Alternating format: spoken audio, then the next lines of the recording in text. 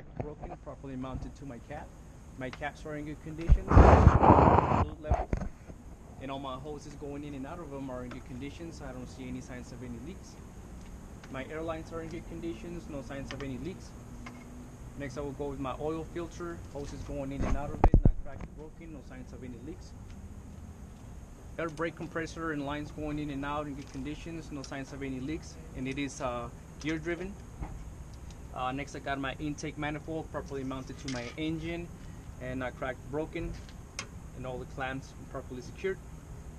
My engine is in good conditions, not cracked or broken, no signs of any oil leaks, and properly mounted to my frame. Next I will check my oil dipstick. I'll pull it out, wipe it clean, pull it back in, pull it out, and it needs to be above the refill line at all times. If I need to put oil receiver right here. Next I'm going to go ahead and check my steering column and knuckles, no bolts missing, and it does not have no more than 2 inches or 10 degrees of replace.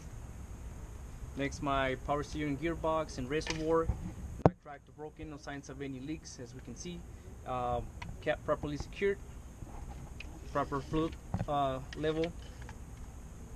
Next I'm going to go with my pitman arm, castle nuts, cutter pins, good conditions, not missing.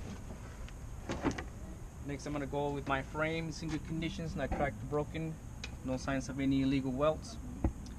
Next I'm going to go with my drag link control arm, and then we got the castle nuts and cutter pins in good conditions.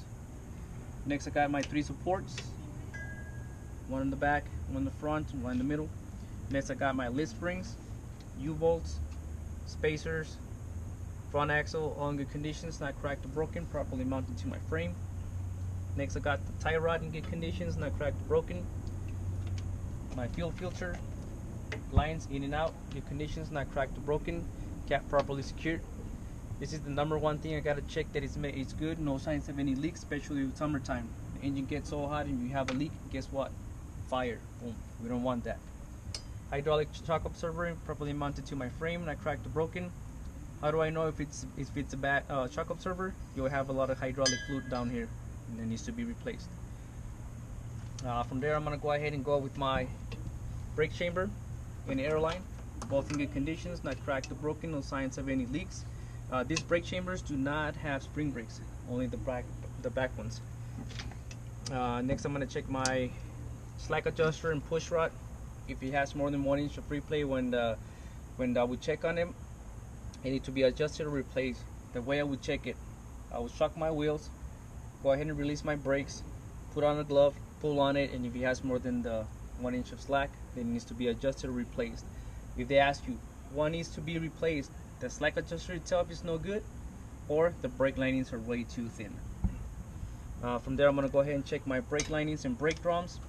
They're not cracked or broken, free from any oils that could cause brake failure or a fire. Brake linings 1/4 material, brake drums 1/2. Next I'm going to check the back, front, top of my tire. There are 4 32-inch thread. No recaps allowed in the front steering axles. No uneven wear, no bumps, cuts, material showing either on the back or on the front, and the tires are properly mounted to my wheel, back and front. Next I'm going to check is my my wheel itself or rim, back and front. Make sure it's free from any dents, cracks, or any illegal welds. Next I'm going to check my pilot lug nuts to make sure they're not cracked or broken or missing. If they show rust or shiny thread, it's indicating it's loose and needs to be retightened or it simply needs to be replaced.